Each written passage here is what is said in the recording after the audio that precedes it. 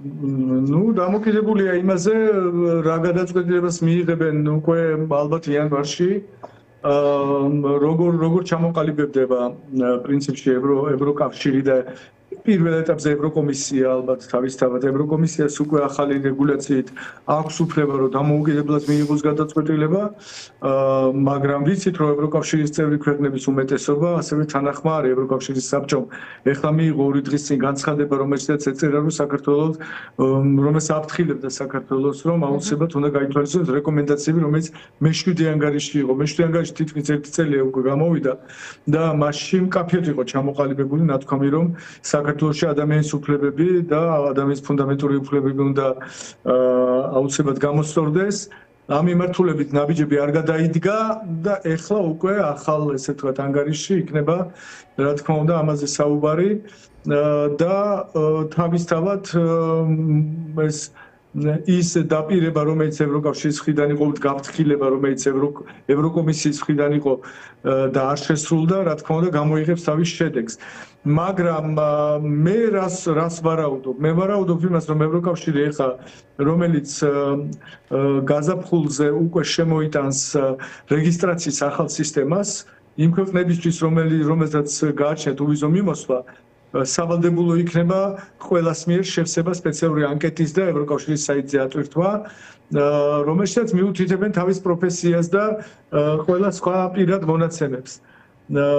ამიტომ, როდესაც უბრალო პასპორტითაც კი არა მარტო დიპლომატიური პასპორტით, საქართველოს მოქალაქე შევა ევროკავშირის ტერიტორიაზე და აპირებს ევროკავშირის ტერიტორიაზე შესვლას, ისინი იმ წუთში აღმოაჩენენ რომელ ჯგუფს განეკუთვნება ეს ადამიანი.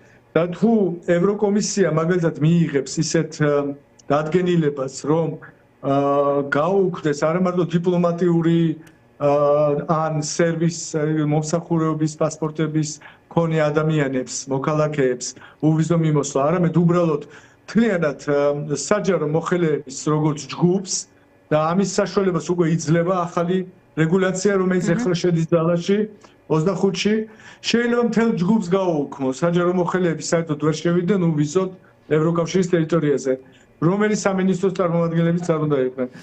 ეს მხოლოდ საჯარო მოხელეებს ეხება ციპების და აიპების წარმომადგენლებს, რომლებიც ასევე იღებენ მონაწილეობას ქართული ოცნების მავნებლურ პოლიტიკაში, თუ მხოლოდ მათ, ვისაც დიპლომატიური პასპორტები აქვთ. ნუ ეს უკვე მე ვერ ვიტყვი წინასწარ ვის შეიყვანენ აი ამ რომელ ჯგუფზე გაავრცელებენ ამას, მაგრამ მე შემიძლია ვთქვა თეორიული შესაძლებლობა როგორი არსებობს. თეორიული შესაძლებლობა არსებობს ესეთი, რომ მოქალაქეთა ნებისმიერ ჯგუფზე შეუძლიათ გაავრცელონ ეს ვთქვათ უვიზო მიმოსვლის გაუქმების გადაწყვეტილება და არა მთლიანად მოსახლეობისთვის. ამიტომ შეიძლება მაგალითად პარლამენტის წევრებზე ან პარლამენტის თანამშრომლებზე ამაზე ხო ადრეც იყო საუბარი ბატონო კახა. ამაზე ხო მანამდე ვსაუბრობდით მათ შორის ევროკავშირის ბრიუსელის ხელმძღვანელობაც რომ საქართველოს მოსახლეობას არ დავსჯით ვიზების გაუქმებით, დავსჯით მათ, ვინც საქართველოს მოსახლეობას აკარგინებს დემოკრატიულ და ევროპულ პერსპექტივას. კი, მაგრამ ეს არის რაც შეიძლება მოხდეს პირველ ეტაპზე, რომ ვიცოდეთ, იმიტომ რომ უვიზო მიმოსვლის გაუქმება ეს არ არის მხოლოდ და მხოლოდ გამოწვეული მარტო რაღაც აი ამ ეს არ არის ზომა, რომელიც რაღაც სანქციების სახეს იღებს. ეს არ არის მარტო ამისთვის. საქართველოს შეიძლება ანგარიშიც ნახსენები იყო წინა ანგარიში და ალბათ ეხლაც იქნება. საქართველოს უქმნის გარკვეულ საფრთხეს ევროკავშირის როგორც დამოუკიდებელ ტერიტორიას, რის საფრთხეს უქმნის, მაგალითად ტოლვილების მოზღვავების, მაგალითად იქ დარჩენის მომთხოვნთა, ანუ თავშესაფრის მომთხოვნთა რაოდენობის ზრდა, ბევრი სხვა პრობლემა, რომელიც დაკავშირებულია. ასევე მნიშვნელოვანი პრობლემა არის ის, რომ საქართველოში გაიცემა ვიზები, უბრალოდ უვიზოდ დაიშვება უამრავი ქვეყნებიდან მოსახლეობა და მოქალაქეები, რომელთაც არ გააჩნიათ უვიზო მიმოსვლის უფლება ევროკავშირში. და აი ესეც უქმნის ევროკავშირის პრობლემას. ასევე არის ინვესტორთა სქემები, მათთვის მოქალაქეობის მინიჭების სქემები, გაადვილებული სქემები, რომელიც ევროკავშირს ასევე არ მოწონს ისინი ამბობენ რომ ეს უქმნის გარკვეულ საფრთხეს ევროკავშირის შიდა პოლიტიკას. ამიტომ გამომდინარე ყველა აქედან ამას ემატება კიდე რა თქმა უნდა ეს ადამიანის უფლებების და ფუნდამენტური თავისუფლებების თემა, რომელიც პირდაპირ არის შესული უკვე ახალ რეგულაციაში როგორც ერთ-ერთი პირობა გაუქმებისთვის. ამიტომ შეიძლება მთლიანად ქვეყანასაც გაუქმონ უვიზო მიმოსვლა. ოღონდ პირველ ეტაპზე ამას არ იზამენ. პირველ ეტაპზე არ აქვს ესეთი განზრახვა, მათ უნდათ რომ აი გააფრთხილონ საქართველოს მთავრობა ესეთი ზომებით. ჩვენ ამ გაფრთხილების შესახებ ხომ ვიცით ამას რა მოყვება, ბატონო კახა. თქვენ ხომ იცით საქართველოს ხელისუფლების რიტორიკა გაფრთხილებებზე როგორი პასუხით შემოიფარგლება. აი თუნდაც რაც დღეს პაპუაშვილმა თქვა. როგორ წითელ არმიას შეადარა ევროკავშირი, კაია კალას რეები არ უწოდა, არც მინდა გავიმეორო. წინასწარ დამარცხებულად ევროკავშირი და უკრაინა გამოაცხადა და უკრაინის ომის დამნაშავედ ევროკავშირი აღიარა. წარმოუდგენელი რიტორიკის განცხადება იყო, როგორც ჩანს საქმის კურსში იყვნენ უკვე ევროკომისია რა გადაწყვეტილებასაც იღებდა, არ ვიცი, ვერ გეტყვით, სპეკულირებას აზრი არ აქვს ახლა, მაგრამ ფაქტია, რომ მათი რიტორიკის, მათი პოლიტიკის შედეგად მთელი ქვეყანა ვზარალდებით. ნუ რა თქმა უნდა ახლა მე არ გავიმეორებ ამას, იმიტომ რომ ეს პრაქტიკულად ყველა მიცის და უკვე ყველასთვის ცნობილია ეს ყველაფერი.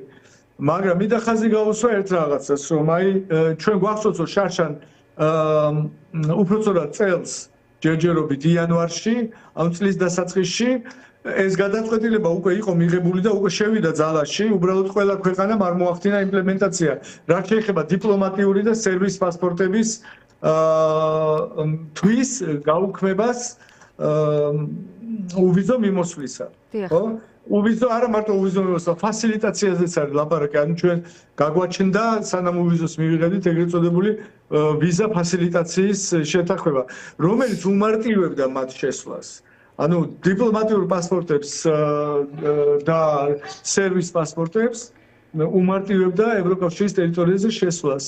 და აი ეს გაუქმდა უკვე, მაგრამ იმპლემენტაცია არ მოახდინა ყველა ქვეყანამ. იმიტომ რომ რეგულაციაში ამ ყველა ქვეყანაში განსაკუთრებით უნგრეთს და სლოვაკეთს გულისხმობთ, ხო? იმიტომ რომ არ მინდა მაყურებელმა ისე გაიგოს, რომ თქვა საფრანგეთი, გერმანია, უნგრეთი და სლოვაკეთი კერძოდ კი, მაგრამ ეხლა უკვე რახან რეგულაციაში ეს არის და რახან ევროპული საბჭო დაამტკიცებს ამას ალბათ ევროკომისიის გარდა. ისინი ვალდებულები გახდებიან ამის გასათვალისწინებლად მექანიზმები. ვალდებული გახდებიან აბსოლუტურად კანონმდებლობით გახდებიან ვალდებული, რომ ეს შეასრულონ. თუ მათ ადრე ქონდათ რაღაც მიზეზი რომ ედავათ რომ კანონმდებლობა ამას არ ითვალისწინებსო და ჩვენ არ შევერთები ვარ და ამიტომ არ გამოვიყენებდო, ამიტომ არ მიუსადაგებთ საქართველოს ამ გადაწყვეტილებას. ეხლა უკვე ამაზე უარს ვერ იტყვიან, მაგრამ როგორც მოგახსენეთ, ამის გარდა შეიძლება უბრალოდ როგორც ჯგუფს თლიანად უთხრან უარი, ანუ მაგალითად საჯარო მოხელეებს თლიანად საქართველოში სახელმწიფო ინსტიტუტებში დასაქმებულ ადამიანებს უთხრან უვიზო მიმოსვლაზე უარი. ესეც შესაძლებელია უკვე ამ კანონმდებლობით. ამიტომ არ ამგონია რომ ხა ძალიან იჩქარონ და ეხლავე მიიღონ ეს გადაწყვეტილება, მაგრამ შეიძლება დაელოდონ მარტისთვის, იმიტომ რომ იმპლემენტაცია არ იქნება მარტივი. იმპლემენტაცია როგორც მოგეხსენებათ, იმიტომ არ იქნება მარტივი, რომ ადამიანი რო შედის არადიპლომატიური პასპორტით, ანუ უბრალო პასპორტით, იქ საზღვარზე მესაზღვრე ვერ დაადგენს, სად მუშაობს ეს ადამიანი, ხო? მაგრამ როდესაც ეს სისტემა მათი ახალი ამუშავდება, ანუ აი ატვირთვის ვალდებულება იმის პირადი ინფორმაციის, ხო? როცა ეს ამუშავდება, მაშინ მესაზღვრეს უკვე ეცოდინება პირდაპირ ეს ადამიანი სად მუშაობს. და ეს ადამიანი ისარგებლებს ქართული ოცნებისგან და მისი მომხრეებისგან ახლა ტყუილი, უცხო ხილი არ არის. მოიტყუებიან, არ იტყვიან. არა.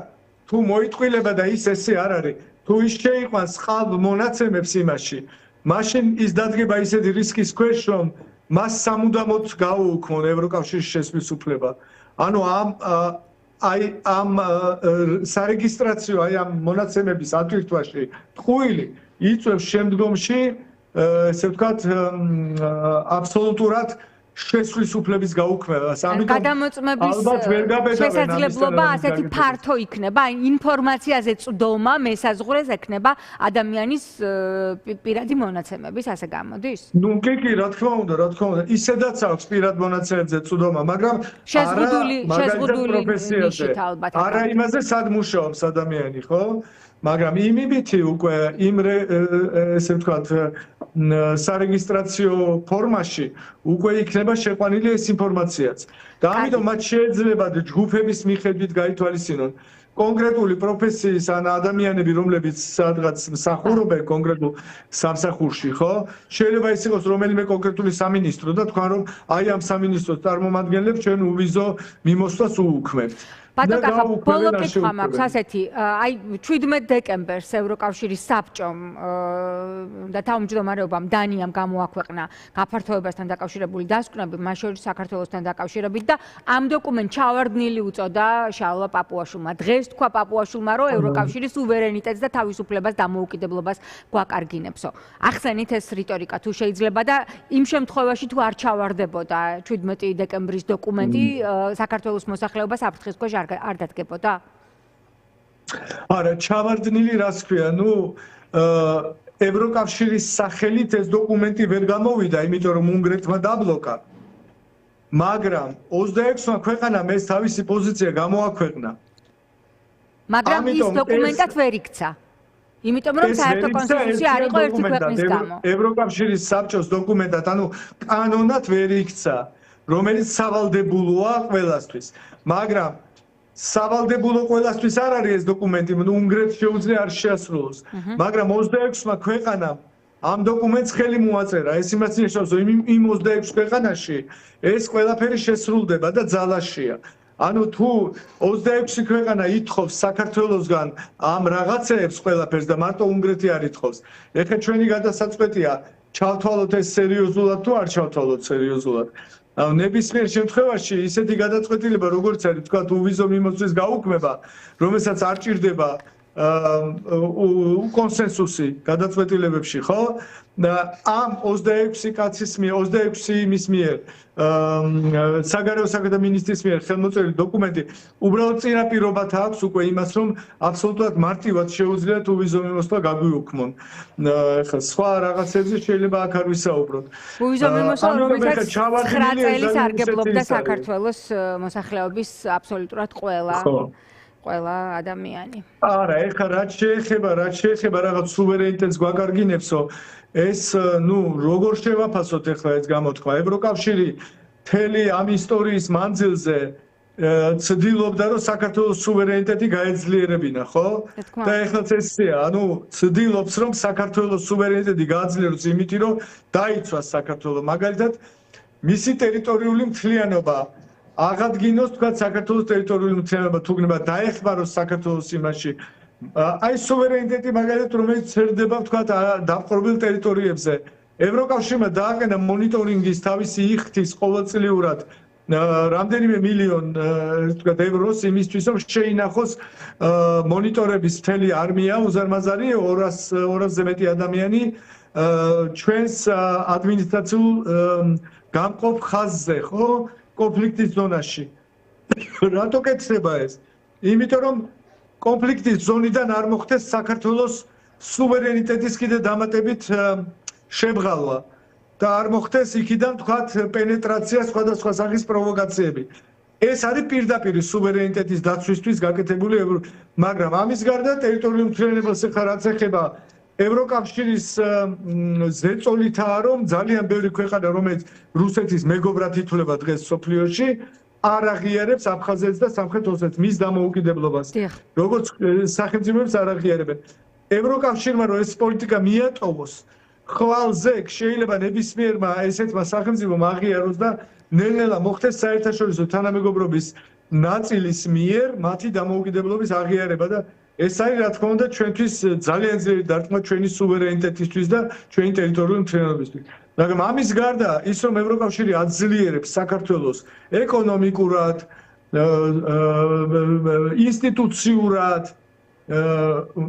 მაგალითად ეხლა სუვერენიტეტის დაცვას რა ჭირდება?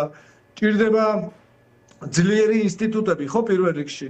ვინ გააძლიერა, ვინ დაგვეხმარა კანონმდებლობების შემუშავებაში, ვინ დაგვეხმარა იმისთვის, რომ ჩვენთან რაღაც დემოკრატიის რაღაც დონეზე მაინც ავსულიყავით, ხო?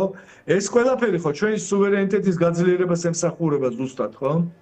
ხო და გასაგებია რა კუთხითაც ლაპარაკობს ამას. ეს რიტორიკა გვაკარგინებს მეგობრობასაც და ოფიციალურ წევრობის პერსპექტივასაც, ხო? ბატონ კახა, რომლის ეს რიტორიკა უბრალოდ მაგას კი არ გვაკარგინებს, ეს რიტორიკა მართლა საფრთხის ქვეშ აყენებს ჩვენ სუვერენობას. იმიტომ რომ რაც უფრო მეტად გააუშვებთ, გააგდებ აქედან ევროკავშირს, რაც უფრო მეტად გააძევებ ევროპულ ინსტიტუტებს და ევროპულ გავლენას საქართველოში, მით უფრო შემოვა და გაძლიერდება რუსული გავლენა საქართველოში. და რუსული გავლენა არის ის, რომელიც სწორედ ჩვენი სუვერენიტეტის შეზღუდვასთან არის კავშირში. და ჩვენი სუვერენიტეტის შეზღუდვასთან კავშირში ისტორიულად და რა თქმა უნდა დღევანდელობაშიც. ბატონ კახა, მე კიდევ მინდა დაუბრუნდე კობახიძის და პაპუაშვილის განცხადებებს, რომლებიც ცდილობენ ეს მითები დაამკვიდრონ საზოგადოებაში, სადაც ქართველობას გვაკარგინებს ევროკავშირი, სადაც კაცების გათხოვებას გვაიძულებს, სადაც არ ვიცი, ვერ გავიმეორებ, არ ვიზეპირებ ამ ბოდვას, რომლითაც ატყუებენ ისინი თავიანთ მომხრეებს. როგორ ფიქრობთ, მოიკიდა ამ მითებმა, რუსულმა მითებმა ფეხი ჩვენ საზოგადოებაში და ეს ეხმარება თუ არა ქართულ ოცნებას დარჩეს ხელისუფლებაში? ნუ ნაწილობრივ ალბათ მოიკიდა, ეს არ არის ესე უბრალოდ, ეს მითები შემუშავდა მოსკოვში და შემუშავდა გარკვეულ მეცნიერულ კვლევებზე დაფუძნებით. ყველა ებრძვის, ყველა დემოკრატიული სახელმწიფო ებრძვის ამ მითების გაქარწყლებას. ეს არ ეხება მარტო ამ რაღაც ჰომოფობიას და სექსუალური უმცირესობების საკითხებს, ხო და მათი შევიწროების საკითხებს. ახლა ბოლოდროინდელი მითი არის უკრაინის ომში დადანაშაულება ევროკავშირის. აქამდე ამერიკას ადანაშაულებდნენ. ეს საერთოდ უსინდისობაა ჩემის აზრით. ნუ ეხლა გაგვიკვირდება, იმიტომ რომ თლიანობაში ეხლა როცა უზარმაზარი ისეთი სახელმწიფო როგორც რუსეთი ამუშავებს და აფრცელებს ესეთი სახის მითოლოგიას. ძალიან ადვილად შეუძლია ნებისმიერ ავტორიტარულ რეჟიმს და ამას აკეთებენ არა მარტო საქართველოში, სხვა ქვეყნებში, ან ძალებს, ავტორიტარულ ძალებს, ნებისმიერს, ანტიდასავლურ ევროსკეპტიკულ ძალებს. შეუძლიათ ეს აიღონ და გადაიტანონ. ამას აკეთებენ არა მარტო საქართველოში, ამას აკეთებენ თვითონ ევროპის ქვეყნებშიც გარკვეული ძალები. ეხლა აიღეთ მაგალითად იმის ორბანის ფიდეშის პარტიის რიტორიკა.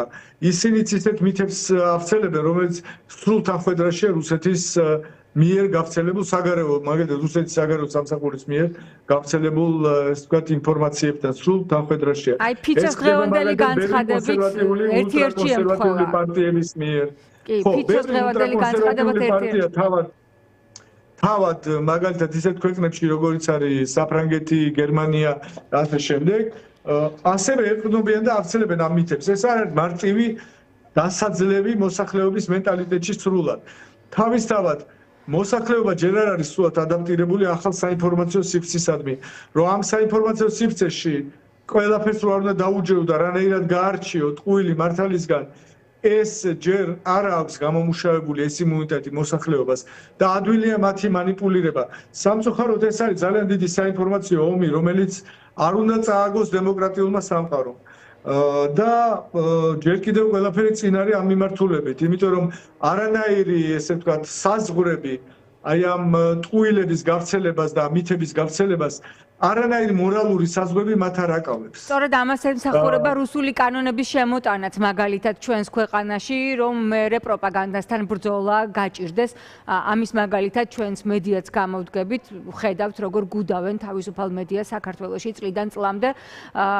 მაგალითისთვის, აი ფიცო და უნგრეთი და სლოვაკეთი ახსენეთ, თქვენ ისინი ევროკავშირის წევრი ქვეყნები არიან, ნატოს წევრი ქვეყნები არიან, ასე ვთქვათ, თავი ქუჩი აქვთ, მაგრამ ჩვენთან დემოკრატიული საზოგადოება ნელ-ნელა ტოვებს ქვეყანას და იხურება ყველა ის საინფორმაციო არხი, სადაც რეალობის და სიმართლის მიწოდება შეგვიძლია საზოგადოებისთვის. კი, მართალი ბრძანდებით. ნუ აქ უნდა მე ხაზი უნდა გაუსვა იმას, რომ მე ესე იგი თქვენ კითხვაზე პასუხად შემიძლია თქვა და ვთქვი კიდევაც, რომ მარტივი არ არის. ფართოდ მოსახლეობის ფართო მასებისთვის კარგად გარჩევა უილის და მართლის, ხო? მარტო ამ თემას თუ ავიღებ. ამისთვის არსებობს სამოქალაქო საზოგადოება, უფრო ნაწილი, რომელიც უფრო მეტად ფოკუსირებულია და კონკრეტულად ამ საკითხებს ამუშავებს მეცნიერულად და ძალიან გულისხმური და ამ შემდეგ, მაგრამ ეს ნაწილია სწორედ სამოქალაქო საზოგადოება და მათში შედიხართ თქვენც, რა თქმა უნდა, ალბათ პირველ რიგში ის კი არა მედია, რომელთაც შეუძლიათ მოსახლეობასთან მიიტანონ სხვა მესიჯები. ან ის მესიჯები, რომლებიც ცრუ ინფორმაციას ავრცელებენ, მოხდეს მათი დეზავუირება და რაღაცნაირად ესე ვთქვათ გახსნა და დანახვება ადამიანებისთვის მათი ნამდვილი ესე ვთქვათ სახის, ხო? მაგრამ სწორედ ამ სეგმენტის მოსახლეობისა უნდათ რომ ესე ვთქვათ მოხდეს მათი შევიწროება, მათი განადგურება პრაქტიკულად, დეზაქტივაცია, ასე ვთქვათ, იმისთვის რომ მოსახლეობასთან პირდაპირ იწვდომა ქონდეს ყოველგვარი ცენზურის გარეშე, ცენზურის კარგი გაგებით, ყოველგვარი ესე ვთქვათ შეპასუხების გარეშე პირდაპირ კავშირი ქონდეთ მოსახლეობასთან სამთავრობო ესე ვთქვათ საინფორმაციო წყაროებს. და ისე მიაწოდონ ალტერნატივო დეзинფორმაცია არც არავინ აუხსნას და არც არავინ აუხილოს თვალი მოსახლეობას ამაზეა მიმართულია შეტევა თავისუფალ მედიაზე და სამოქალაქო საზოგადოებაზე ეს საერთო ესეთი ბრძოლის ავტორიტარულ და დემოკრატიის შორის საერთო ესე ვთქვათ დაპირისპირების ერთ-ერთი ფრონტალური ხაზია ამ დაპირისპირების. კი, ეგრეთ წოდებული რბილი ძალა. არც მარტივი არ არის რომ მიაღწიო გამარჯვებას, როდესაც ჩვენ ვიცით რომ ძალიან ბევრი ავტორიტარული სახელმწიფო ხარს უჭერს და კონსოლიდირებულები არიან ერთმანეთთან. კი, ჩვენ ვხედავთ ჩვენს ქვეყანაშიც შოკიდან შოკამდე გვიწევს ცხოვრება ინფორმაციის თურმე ამას პროპაგანდაში მკვდარი უირთხის პოლიტიკას უწოდებენ, დააგდებენ ჩვენ იმის ირგვლივ ვართ კონსოლიდირებული, შემდეგ იწყება ახალი შოკის შემოტანა და ასე შემდეგ და ვერ ხდება კონცენტრირება ძირითად საკითხებზე. არ ვიცი ეს ევროკავშირში განიცდიან თუ არა ამ ტიპის კრიზისს, მაგრამ ფაქტია რომ რბილი ძალის წინააღმდეგ ევროკავშირის ქვეყნებს თავისი ერთიანი სტრატეგია შემუშავებული არ აქვთ, მაშინ როცა ეს რუსული პლეიბუქი ძალიან კარგად არის ჩამოყალიბებული საბჭოთა დროიდან ჯერ კიდევ. მე მინდა ცოტა პატარა შესწორება შევიტანო. ერთიანი სტრატეგიაც აქვს ჩამოშევებული და ინსტიტუტებიც აქვს შექმნილი, მაგალითად სტრატკომები რომელსაც საქართველოში ისევ ანტიდასავლური პროპაგანდისთვის იყენებს ხელისუფლება. არა, აქვე მინდა დაგეთანხმოთ კიდევაც. რომ რა თქმა უნდა ევროკავშირის მიდგომა აი ამ ჰიბრიდულ საფრთხეებთან და ჰიბრიდულ ომთან ამის წინააღმდეგობას რაც შეეხება ჰიბრიდული ომის ესე ვთქვათ წინააღმდეგ ბრძოლას აქ ევროკავშირი რა თქმა უნდა რეაქტიულია უფრო ვიდრე აქტიური. რუსეთი არის აქტიური, ის პირდაპირ აი საინფორმაციო ბომბებს ესვრის და ესენი მხოლოდ თავს იცავენ. ანუ მოფრინავს ეს საინფორმაციო ბომბი. ისინი ცდილობენ რომ მას დაახვედრონ რაღაც თავისი მესიჯები, ანტიმესიჯები და ასე შემდეგ, მაგრამ ეს არის რეაქტიული და ამიტომ შეტევაზე მაინც რუსეთია. აქ ბევრია გასაკეთებელი თავისთავად, ოღონდ ცდილობენ ევროკავშირის წევრი ქვეყნები ცდილობენ ამაში კონსოლიდაციას. მათ სპეციალური სამსახურებიც აქვს შექმნილი ცენტრალიზებული. ჩვენთვისაც თუ მოიცლიან ამ თვალსაზრისით, იქნებ გადავრჩეთ კიდეც. ბატონ კახა, ბოლო ესეთი შეკითხვა მაქვს, რა დრო დაგვრჩა, რომ მთელს მოსახლეობას არ შეგვეხოს ამ უვიზო მიმოსვლის აკრძალვა? რა დრო დაგვრჩა? ძნელი საქმე არის, ეხლა შეიძლება იცით რა შესაქმე? ძალიან ბევრია დამოკიდებული იმაზე 26 წელს რა მოხდება საქართველოში. აი უმთავრესი საკითხი არის რა თქმა უნდა დემოკრატიული უკუსვლა და ავტორიტარიზმის კონსოლიდაცია. რაც უფრო სწრაფად და ძლიერ მოხდება ავტორიტარიზმის კონსოლიდაცია, მაგალითად ეხლა ემუქრებიან, ხო, თქვა დღეს გამოვიდა ზურა ჯაფარიძე ციხიდან და კიდე ემუქრებიან, რომ საერთოდ 15 წელი გაუშვებენ, ხო, სწორია? და ემუქრებიან ძალიან ბევრს, რომ ძალიან ესე ვთქვათ, კიდე უფრო შეიზღუდება თავისუფლება ქვეყანაში, როგორც სიტყვის თავისუფლება, ისე ფიზიკურად თავისუფლება ადამიანების, ხო?